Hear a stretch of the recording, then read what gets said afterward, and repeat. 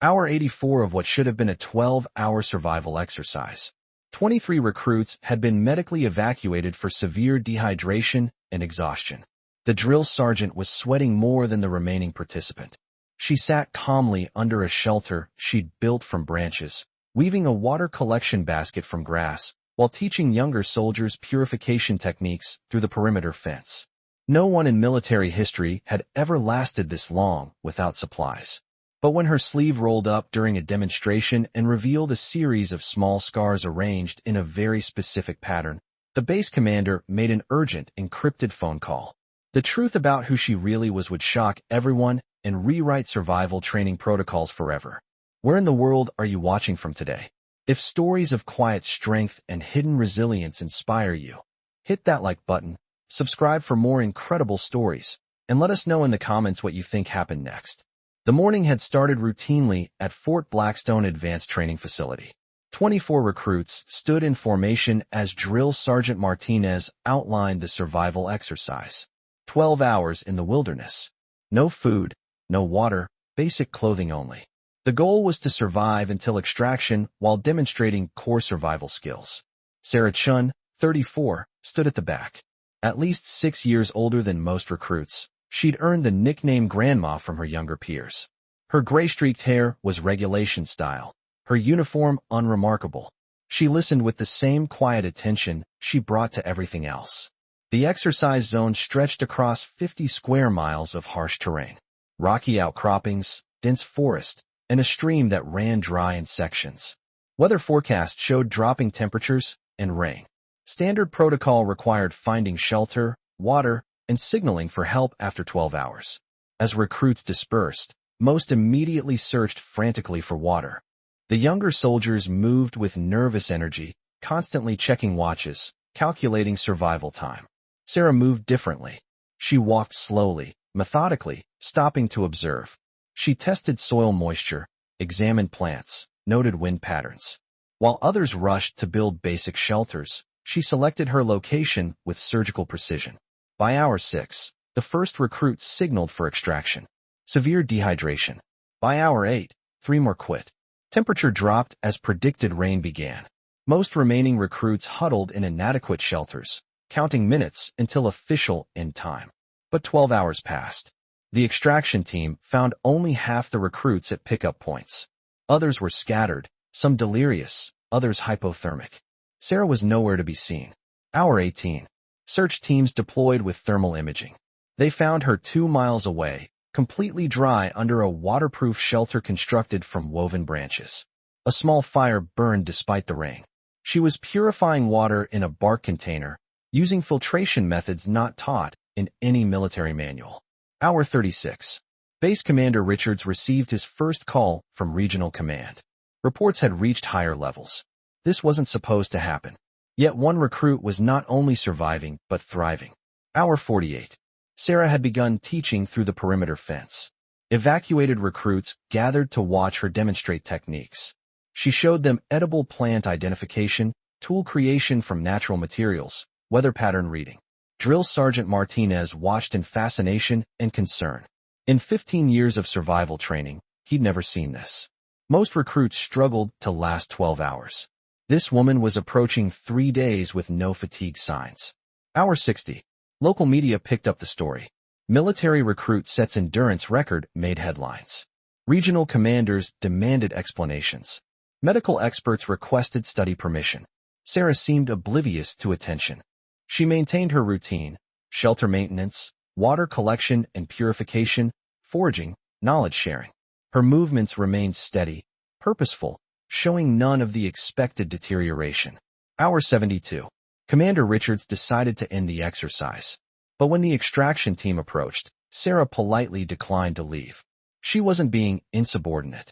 The original briefing stated recruits would survive until extraction. No specific time limit mentioned.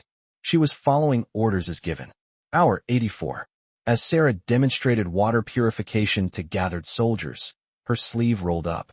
Several observers noticed small scars on her forearm.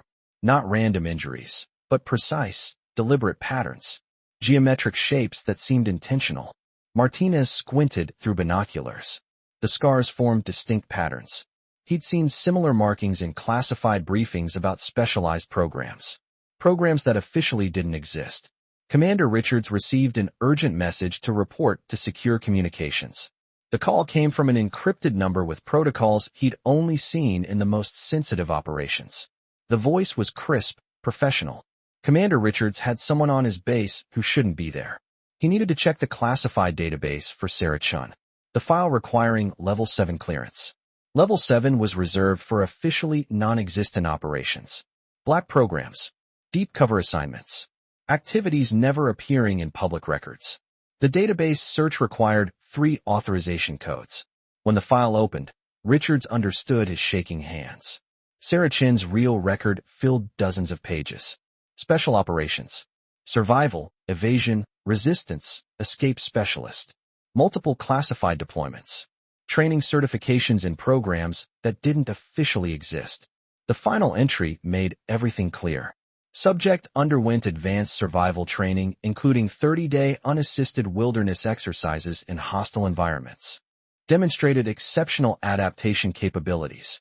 Reassigned to training development after successful completion of Operation Nightfall survival protocols. Operation Nightfall. Richards had heard whispers in restricted circles. A program training personnel for extended enemy territory survival. Participants learned to live off the land for weeks or months, surviving conditions that would kill ordinary soldiers within days. Sarah hadn't been struggling through an exercise. She'd been operating within established capabilities. 84 hours was nothing compared to her classified training and deployments. The caller continued. Ms. Chun had requested assignment to the facility for personal reasons. She wanted to train the next generation without revealing her background. The current situation had compromised that objective. Richards watched Sarah demonstrate phishing implement creation. The caller explained that the decision was hers. She'd earned the right to choose assignments. But Richards should consider the unique training opportunity she represented. She knew techniques taught nowhere else. Hour 96. The exercise officially ended when Richards personally extracted Sarah. She packed methodically, leaving her shelter intact as a teaching tool. Walking back to base, cleared recruits fell into step beside her. They asked about survival techniques, mental preparation, pushing beyond limitations. Sarah answered patiently, offering insights not found in official manuals. But she never mentioned her background or the classified operations that prepared her for far greater challenges. The debriefing was conducted privately. Only Richards, Sarah, and Martinez present. Officially, it never happened. Richards told Sarah her performance was unprecedented. She responded that she'd followed given parameters. When he noted her techniques weren't in their curriculum, she replied that different environments required different approaches. Martinez asked where she'd learned those skills. Sarah answered simply, previous experience. Richards made his decision. He offered her a training development position, helping update their survival curriculum. For the first time since the exercise began, Sarah smiled. She'd be honored. 6 months later, Fort Blackstone's survival program had the military's highest success rate. Sarah taught with the same quiet efficiency she'd demonstrated. She never mentioned her classified background or revealed her true capabilities. Students learned to see beyond obvious solutions, to adapt rather than endure. Sometimes, during difficult exercises when recruits thought they'd reached limits, she shared a simple truth. The human body and mind were capable of far more than people imagined. Survival wasn't about lasting a certain time. It was about adapting to whatever time required. Her students graduated with skills serving them throughout careers. They carried forward life-saving techniques. They learned true strength often came from those seeming least likely to possess it. And sometimes, late at night, Drill Sergeant Martinez would tell the story of the recruit who lasted 96 hours in a 12-hour exercise. How she never complained, never showed off, never demanded recognition for extraordinary capabilities. How she proved the most remarkable heroes were often those who never asked to be remembered for heroism. If this story moved you, hit that subscribe button and share it with someone who might need to hear that their quiet strength matters. Because the most powerful stories are about heroes who never wanted to be heroes. They just wanted to serve others and pass on what they'd learned.